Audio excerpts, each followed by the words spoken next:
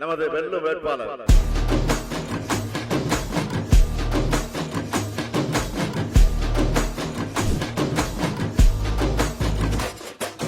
Vijay sir கட்சி, சீமான் sir கட்சி இவங்க எல்லாம் இருக்காங்க. ஸோ இந்த 5 முனை போட்டியை நீங்க எப்படி பாக்குறீங்க? இல்ல மக்கள் அப்படி நினைக்கலாமா?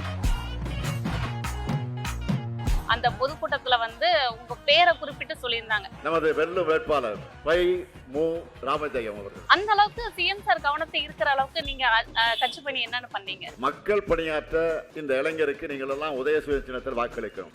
என்னுடைய பலம்னா இதுதான் அப்படின்னா நீங்க என்ன நினைக்கிறீங்க? சொல்லுங்க. பலம் திராவிட முன்னேற்ற கழகத்துடைய சாதனைகள் தான். இந்த தொகுதியிலே நம்முடைய முதலமைச்சர் அவர்களுடைய கரத்தை பலப்படுத்த நம்முடைய ராமஜெயம் அவர்களுக்கு உதயசூரியன் சின்னத்தை வாக்களித்து அவரை வெற்றி பெற செய்ய வேண்டும் வேண்டும் வேண்டும். நான் வேட்பாளராக இங்க அறிமுக கூட்டம் போட்டோம். முதல்ல எங்க கட்சிக்காரருடைய ஒரு அங்கீகாரம், அதுபோல பொதுமக்களுடைய அங்கீகாரம் வர வர நாளுக்கு நாள் பெருகி கொண்டே போகிறது. எல்லாத்துக்கும் மேல தலைவருடைய வேட்பாளர் என்பதனால எல்லா தரப்பு மக்களும் என்னுடைய அரவணைப்பு செல்கிறார்கள். வர்ற சட்டமன்ற தேர்தலில் இந்த ஒட்டப்படாத சட்டமன்ற தொகுதியில் நம்முடைய வெற்றி வேட்பாளர் திரு ராமஜெயம் அவர்களுக்கு உதயசூரியன் சின்னத்தில் வாக்களித்து மிகப்பெரிய வாக்கு வித்தியாசத்தில் ஜெயிக்க வைக்கணும். செய்வீங்களா?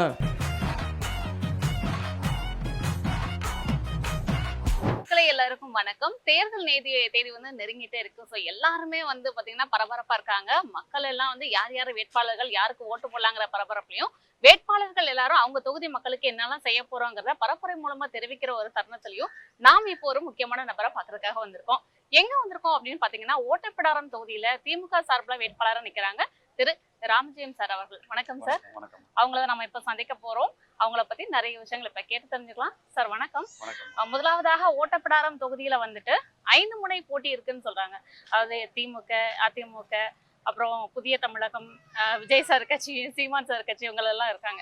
ஸோ இந்த 5 முனை போட்டியை நீங்க எப்படி பாக்குறீங்க? இல்ல மக்கள் அப்படி நினைக்கலாமா? நம்ம தான் 5 முனை போட்டி நீங்க சொல்றீங்க. ஆனா மக்கள் அப்படி நினைக்கல. நிச்சயமா தலைவர் மட்டும்தான் டாப்ல இருக்காரு. தலைவருடைய சாதனைகள் தான் தெரியுது. மக்களுக்கு சோ இந்த கேள்விக்கு இவ்வளவு சிம்பிளா அழகா ஒரு பதில் சொல்வீங்க நான் உண்மையில எதிர்பார்க்கல. ரொம்ப சந்தோஷம் சார். கூடவே இன்னொரு விஷயமும் இருக்கு. நீங்க இப்போ எலெக்ஷன்ல நிக்கிறீங்க உங்க தொகுதி மக்களுக்காக. சோ இந்த ஓட்டப்பிடாரம் தொகுதி சார்புல நம்ம தூத்துக்குடியில இல்லைங்களா, அந்த பொதுக்கூட்டத்துல உங்க பேரை குறிப்பிட்டு சொல்லியிருந்தாங்க. கட்சி பணியாற்றிய இளைஞர் அப்படின்னு உங்க பேருக்கு ஒரு முக்கியத்துவம் கொடுத்து சொல்லியிருந்தாங்க. அந்த அளவுக்கு சிஎம் சார் கவனத்தை இருக்கிற அளவுக்கு நீங்க கட்சி பணி என்னன்னு பண்ணீங்க? நான் பேசிக்காவே அடிப்படையே கட்சிக்கார குடும்பத்தை சார்ந்தவன். சரிங்க. நான் என்னுடைய கல்லூரி படிக்க முடிஞ்சவனே நாங்க ஒரு சாதாரண வார்டு பிரதிநிதியா இருந்து, அப்புறம் கிளை செயலராகி, அப்புறம் மாவட்ட பிரதிநிதியாகி, அடிப்படையிலே அப்படி படிப்படியா கட்சியில பல பொறுப்புகளை சேர்ந்தோம். இப்போ தொடர்ந்து ஒரு 7-8 வருஷமா நான் மாவட்ட இளைஞரணி பொறுப்புல இருக்கேன். அதனால தலைவர்களோட நெருக்கமான ஒரு பழகக்கூடிய சூழல் என்னுடைய கழக பணி குறித்து அவங்க தெரிஞ்சு எனக்கு அந்த வாய்ப்பை வழங்கியிருக்காங்க. நீங்க ஆட்சி அந்த கழக பணியானதுதான் அவங்க கவனத்தை ஈர்த்ததுன்னு சொல்றீங்க இல்லைங்களா? Okay sir. ஆனா இன்னொரு பேச்சும் இருக்கு. அனிதா ராதாகிருஷ்ணன் அவங்களுடைய உதவியாளரா இருந்தவங்களுக்கு சீட்டு கொடுத்திருக்காங்க அப்படிங்கிற ஒரு பேச்சும் நிலவுது. இதை எப்படி பாக்குறீங்க? அவங்க அனிதா ராதாகிருஷ்ணன் என்னுடைய மாவட்ட கழக செயலாளர், மாண்புமிகு அமைச்சர் அவர்கள். அவங்க 2009 தான் திராவிட முன்னேற்ற கழகத்துல எனக்கு கட்சி பணி தொடங்க ஆரம்பிச்சேன். நாங்க அதுக்கு முன்னாடியே நான் மாவட்ட பிரதிநிதி அந்த கட்சியில நான் பொறுப்புல வச்சுட்டு இருக்கேன். சரிங்க சார். அதுபோக அவருடைய ஆதரவு இருக்குங்கிறது உண்மைதான். அவர் மாவட்ட செயலர், நான் மாவட்ட கண்டிப்பா இருக்கும். எனக்கு அவருடைய ஆதரவு இருக்கிறது நியாயம் தானே. கண்டிப்பா சார். அதனால நீங்க இதுக்கான பதில் இப்படிதான் சொல்றீங்க இல்லையா? Super sir. இப்ப இன்னமும் நிறைய கேள்விகள் இருக்கு. இப்போ உங்க தொகுதி மக்கள் எல்லாம் இந்த இடத்துல இருக்காங்க. உங்களுடைய பலம் அப்படின்னா இந்த களப்பணியில நீங்க பாத்திருப்பீங்கல்ல, என்னுடைய பலம்னா இதுதான் அப்படின்னா நீங்க என்ன நினைக்கிறீங்க? சொல்லுங்க. பலம் திராவிட முன்னேற்ற கழகத்துடைய சாதனைகள் தான். சாதனைகள் தான் பலம்னு சொல்றீங்க. ஓகே, என்னெல்லாம் சொல்லுங்க.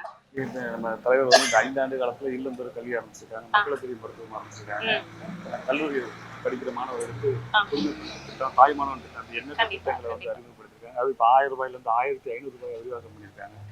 சொன்னபடி கலைஞர் மகளிர் உரிமை தொகை 1,31,00,000 மகளிருக்கு அறிவிச்சு கொடுத்துட்டு இருக்காங்க, வழங்கிட்டு இருக்காங்க. இப்போ அது 2000 மாற்ற போறாங்க. ஒரு இல்லத்தரசி கூப்பன், கட்டணமில்லா கலைஞர் பயண திட்டம், எண்ணற்ற திட்டங்கள் நான் போய் ஒரு வீட்டுல போய் ஓட்டு கேட்கறதுக்கு முன்னாடி என்னுடைய தலைவருடைய சாதனைகள் எனக்கு சூப்பர் சூப்பர். இதெல்லாம் உங்களுடைய பலமா நீங்க நினைக்கிறீங்க இல்லையா?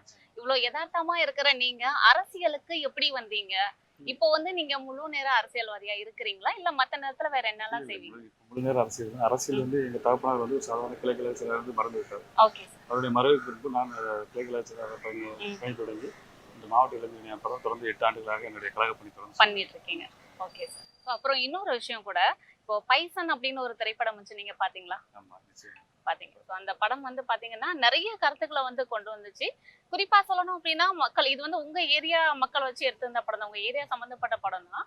அந்த படத்துல வந்து பாத்தீங்கன்னா மக்கள் ஒற்றுமையா தான் இருக்கணும்னு நினைக்கிறாங்க. ஆனா அதுக்கு வந்து பிஜேபி சார்பில் ஒரு எதிர்ப்பு தெரிவிச்சாங்களே, அதை நீங்க எப்படி பாக்குறீங்க? இது வந்து மதவாத சக்தி தான் அந்த கட்சி, RSS மதவாத கும்பல் தான்.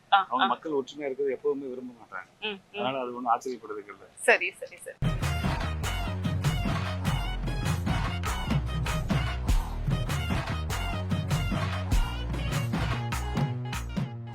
சார், அதாவது தாமிரபரணி நதிக்கரையோரமா பிறந்து வளர்ந்த நீங்க உங்க ஊர் அதாவது ஓட்டப்பிடாரம் தொகுதி மக்களுக்கு தாமிரபரணி தண்ணி வந்து விவசாயத்துக்காக கொண்டு வர்றதுக்காக நடவடிக்கை எடுப்பீங்களா? நிச்சயமாக. புதுக்குளம், மலர்குளம், ஓட்டப்பிடாரம் பெரிய குளம் இருக்கு. சரிங்க. இதனுடைய இதெல்லாம் தூர்வாரி நிச்சயமாக அந்த தண்ணீர் தேர்ந்தெடுக்கான வழிமுறைகளை கையாளுவேன். அது போல வல்லுநர்களுடன் பொறியாளர்களுடன் கலந்து ஆலோசனை செய்து தாமிரபரணி நதி நீரை வந்து இந்த பகுதி விவசாயத்துக்கு பயன்படுத்துவது குறித்து முதலமைச்சரோட ஆலோசனை பெற்று கண்டிப்பா நிச்சயமா வருங்காலகட்டத்தில் அதை நிறைவேற்றி தருவேன் என்ற உறுதிமொழி உங்களுக்கு. அப்புறம் இன்னொரு கேள்வியும் இருக்கு. இந்த பகுதியில இருக்கீங்க, சோ விவசாயத்துல வந்து உங்களுக்கு ஆர்வம் இருக்கா? நிச்சயமா. அடிப்படையில் ஒரு விவசாயி. அப்ப அந்த அனுபவத்தை கொஞ்சம் சொல்லுங்க. படிக்கிற காலத்துல விவசாய பணிகள் மேற்கொண்டிருக்கேன். தாய் தகப்பன் வந்து விவசாயம் முழு நேர விவசாயிகள் தான். அவருடைய விவசாய பணிகள் போது நான் அவருக்கு சாப்பாடு சென்று எடுத்து செல்லும் போது கூட அந்த விவசாய பணியை நான் செய்திருக்கேன். இந்த அளவு நான் விவசாய பணிகளை ஈடுபட்டு வருகிறேன். அதனாலதான் ஒரு விவசாயியுடைய வழி என்ன, தேவை என்ன அப்படிங்கறது உங்களுக்கு ஈஸியா புரியுது இல்லையா? நான் வந்து விவசாயிகளுடைய வழி மட்டும் இல்ல, அவருடைய வாழ்வாதாரம் முழுமையாக கற்று அறிந்தவன் நான். விவசாய வேளாண்குடி மக்கள் என்ன மாதிரி ஒரு வாழ்க்கையை வாழ்ந்துட்டு இருக்காங்கிறது என்னுடைய வாழ்க்கை மூலமா அதை எனக்கு முழுமையா தெரியும். சூப்பர் சூப்பர் சார், ரொம்ப சந்தோஷம். அடுத்ததாக ஒரு கேள்வி இருக்கு. அதாவது உதயநிதி அவர்கள்லாம் வந்து முதலமைச்சரா வருவாங்க அப்படின்னு சொல்லி ஒரு பேச்சு இருக்கு. மத்திய அமைச்சர் பியூஷ் கோயல் கூட அதை பத்தி பேசியிருக்காங்க. இதை வந்து கட்சியில வந்து அந்த குழப்பத்தை உண்டு பண்றதுக்காக பேசுறாங்களா, இல்ல நிஜமாவே அந்த மாதிரியான ஒரு ஐடியா இருக்கு அப்படின்னு நினைக்கிறேன்? தலைவர் வந்து இன்னைக்கு தலைவர் தான் முதலமைச்சர் வேட்பாளர் சொல்லி நாங்க எல்லா பக்கமும் ஓட்டிக்கிறதுக்கு தலைவர் தான், அதுக்கு என்ன முடியும் தலைவர் தான். சரிங்க சார், வந்து எல்லா கேள்விகளுக்குமே ரத்தின சுருக்கமா தான் பதில் சொல்றீங்க இல்லையா? இதே மாதிரி இன்னொரு கேள்வியும் இருக்கு.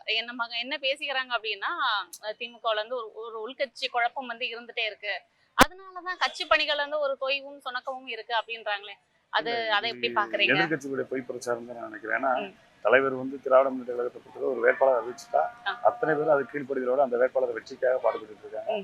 ஓட்டப்பிடாரம் சட்டமன்ற தொகுதியும் அதான் நடந்துட்டு இருக்கு.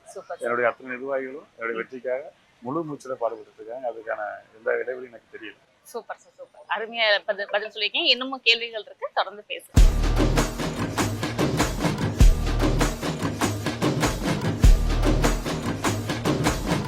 சார், ஓட்டப்பிடாரம் அப்படிங்கிறது ஒரு தனி தொகுதி சார். இந்த தொகுதியில வந்து எல்லா மக்களும் ஏத்துக்கிட்ட ஒரு வேட்பாளரா உங்களை நீங்க உணர்றீங்களா? நிச்சயமாக.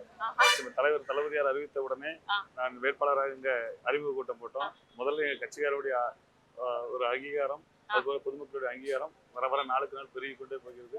எல்லாத்துக்கும் மேல தலைவருடைய வேட்பாளர் என்பதனால எல்லா தரப்பு மக்களும் என்னுடைய அரவணைத்து செல்கிறார்கள். அதனால நீங்க போற இடமெல்லாம் உங்க ஒரு வேட்பாளரா தொகுதி மக்களை பார்க்கும்போது இது நீங்க உணர்றீங்க. அவருடைய முகத்துல நான் அந்த சமயத்துல அந்த பூரிப்பை நான் வந்து அதை காண்கிறேன். ஏன்னு சொன்னால் தலைவருடைய திட்டங்கள் என்ன பெண்களுக்கு அந்த அளவுக்கு போய் சென்று சேர்ந்திருக்கு. பெண்கள் கூட்டம் தலைவருடைய மத்தியில, தலைவருக்கு பெண்கள் கூட்டம் பெண்கள் மத்தியில தலைவருடைய மதிப்பு பெரிய அளவுல உயர்ந்திருக்கு.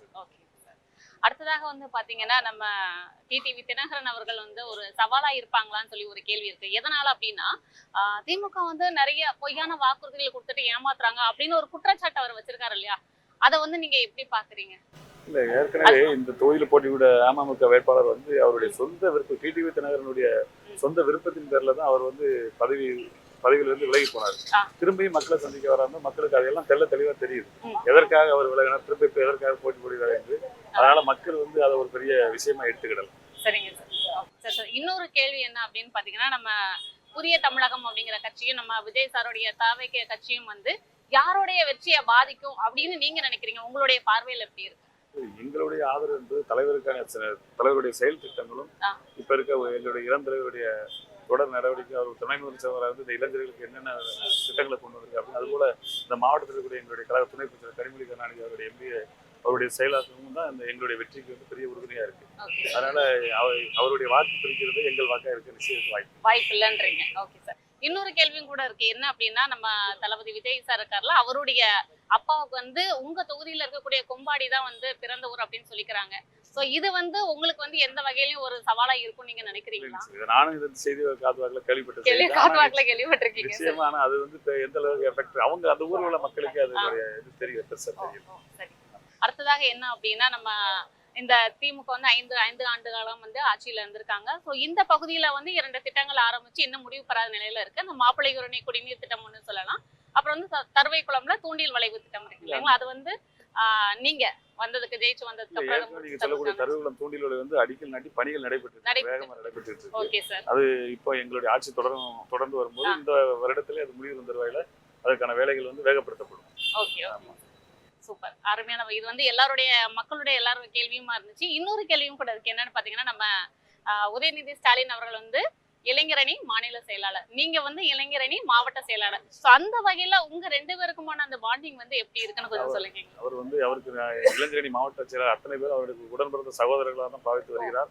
அவருடைய நல்லது கெட்டது அத்தனைகளும் கேட்டறிந்து அவர்களுக்கு தேவையானவற்றை நிச்சயம் செய்து கொடுக்கிறார். அதுபோல எங்களை எல்லாம் அரவணைத்து செல்லக்கூடிய ஒரு மிகப்பெரிய தலைவராக அவர் உருவெடுத்து வருகிறார் என்பது எந்த ஐயப்பாடும் இல்லை. Super sir. இது போக வந்து இப்ப நாங்க நேர்ல வந்து பார்க்கும்போது தெரிஞ்சுக்கிட்ட இன்னொரு விஷயமும் சரி, நிறைய கேள்விப்பட்ட விஷயமும் சரி, திமுகல வந்து இளைஞர்கள் நிறைய பேர் ரொம்ப தீவிரமா களப்பணியில இருக்காங்க அப்படின்னு சொல்றாங்க. உங்க பின்னாடியும் நிறைய இளைஞர்கள் இருந்துட்டு இருக்காங்க.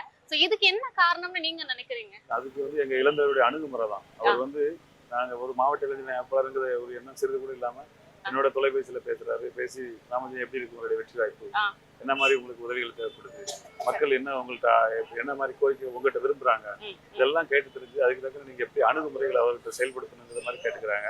அது இல்லாம எங்க மாவட்ட இளைஞரணி அமைப்பாளர்கள் கூட்டத்தின் போதும் எங்களுக்கு அவர் எப்படி மக்களை அணுகணும், மக்களை எப்படி சந்திக்கணும், தெரிஞ்சர் அண்ணாவளியில் மக்களோடு செல் அப்படிங்கிற தாரக மந்திரத்தை தான் எங்களுக்கு போதிச்சிருக்காரு. அதன்படிதான் நாங்க நடந்துட்டு இருக்கோம். இளைஞர்கள் வந்து இப்ப இல்ல எப்பவுமே இளைஞர்கள் வந்து அண்ணன் உதயநிதி ஸ்டாலின் பின்னாடி இருப்பாங்க என்பதை உறுதிப்பட தெரிவித்துக் கொள்கிறேன். சூப்பர் சார், அருமையா சொல்லியிருக்கீங்க. ஆமா, அடுத்ததா வந்து இன்னொரு விஷயம் என்னன்னா, எல்லாருமே நிறைய வாக்குறுதிகள் வந்து சொல்லியிருப்பாங்க. உங்க தொகுதி மக்களுக்கு தேர்தல் வாக்குறுதிகளை நீங்க என்னென்ன சொல்லியிருக்கீங்க? தலைவர் வழிதான் சொன்னதையும் செய்யும் சொல்லாதையும் செய்யும் என்ற வகையில வந்து என்னென்ன மக்கள் தேவைப்படுகிற அத்தனை தேவைகளையும் பூர்த்தி செய்யக்கூடிய ஒரு நல்ல சட்டமன்ற உறுப்பினராக அவங்களுக்கு இருந்து ஒரு முன்னுதாரணமாக என்னுடைய செயல்பாடு இருக்கு என்பது இந்த நல்ல நேரத்தில் உங்களுக்கு தெரியும். எல்லா கேள்விகளுக்குமே ரத்தினம் சுருக்கமான பதில் தான். ஜெயிச்சு வந்தா என்ன செய்வீங்க, எல்லாமே வந்து நம்ம தலைமை இடத்துல சொல்றதும் சரி, நம்ம ஊர் மக்களுக்கு என்ன தேவையோ சரி அது எல்லாத்தையும் செஞ்சு கொடுப்பேன்னு சொல்லிங்க. ரொம்ப அருமையா இருந்துச்சு சார். எங்களுடைய கேள்விகள் இல்ல, இது மக்களுடைய கேள்வி. இந்த எல்லா கேள்விகளுக்கும் ரொம்ப சிறந்த முறையில் பதிலளிச்சிருக்கீங்க. நீங்க ஜெயிச்சு வர்றதுக்கு எல்லாருடைய சார்பை வாழ்த்துக்கள் தெரிவிச்சிருக்காங்க சார். நன்றி.